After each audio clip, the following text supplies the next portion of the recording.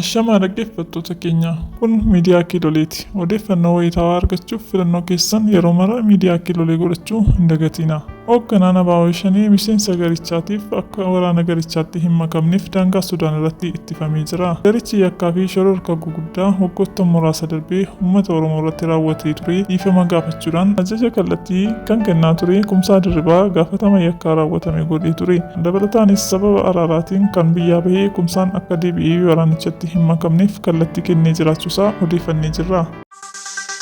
Hoogganaan waajjira dhimmoota kominikeeshinii Giree Radaay Haalafoom akka himanitti mootummaan Eertiraa naannoo Tigraay tokko tokko humnaan to'atee jedhee jira. Haa ta'u malee Radaayin embaasiin Eertiraa Birtaaniyaa keessatti argamu baadimmee dabalatee naannoo birmadummaa isaanii koomishiniin daangaa idil addunyaatiin muudameen alatti waraanni Eertiraa naannoo Tigraay keessatti akka hin jirre torbanoota darban keessa ibseera. Akka gabaasa kanaatti waraanni Eertiraa lafa Tigraay humnaan qabamee erga deebisee booda murteen koomishinii daangaa seeraan kan raawwatamu ta'uu Haalafoom ibsaniiru.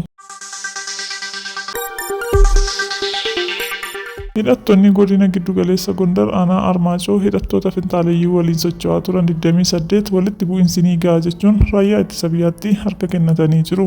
Gareen finxaaleeyyii nagaa naannoo Amaaraa booressuun gocha saamichaa fi lola raawwachaa jiran irratti raayyaan ittisa biyyaa tarkaanfii murteessaa fudhachaa jira. Tarkaanfii murteessaa fudhachaa akka jirus Koloneel Girmaa Mohaammed ibsaniiru. Hidhattoonni seera kabachiisuu bira darbee filannoo nagaa fudhatan gatii nagaa waan hubataniif harka kennataniirus jedhameera. Jaallatamtootaa fi dhaggeeffattoota qophii keenyaa har'aaf asumaan golumnaa turtii gaarii qabaadhaa. Laayik, sheer, sabskiraayib gochuun dagatinaa.